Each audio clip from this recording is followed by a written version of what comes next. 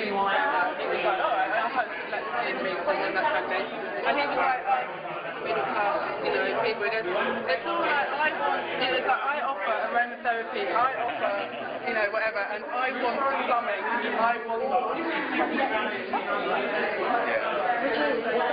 Andy, you've been telling us about the School of Everything, which is really, quite a significant internet startup, and it could be, quite world-changing. We hope, anyway. But you've also brought us a little mini free school here. So tell us a little bit about the big school, but then what this mini school might do. Yeah, the School of Everything is it's basically a website to match up anybody who's got something to learn with anybody who's got something to teach. But we're very passionate about meeting face to face. We want learning to be enriched face to face by technology rather than replacing face to face learning with technological learning. So we felt that the School of Everything is extremely big. We've launched internationally last week, and it's really any subject anywhere in the world. Anyone can teach anything they want, but it's all a bit unmanageable. So what we've done is kind of shrink it down to the smallest possible piece that we can create, which is what we're calling a free school. And a free school is something that you can do in any group, any little community. If you've got a pub or a cafe or a conference, which is what we're doing today, or in your workplace, just to gather information about what it is that people who are sat next to you know about, what can they teach, and what are they interested in as well, what do they want to learn. And the simple action of saying, what is it that you can teach and what do you want to learn, brings out all of this amazing stuff that you don't know what people know, and you don't know what people need.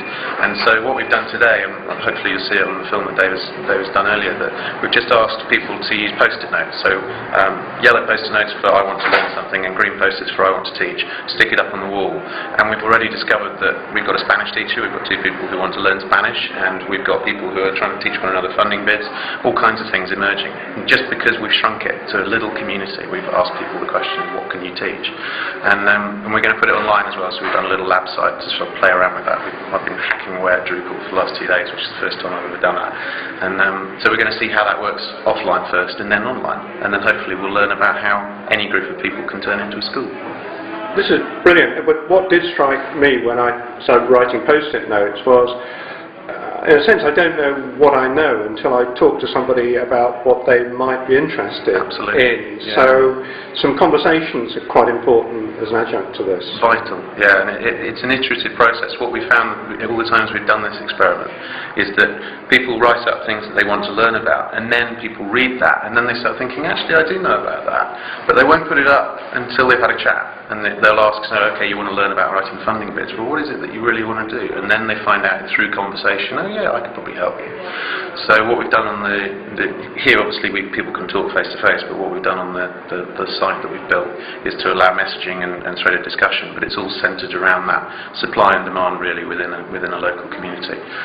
But the conversations are absolutely vital. It has to be social.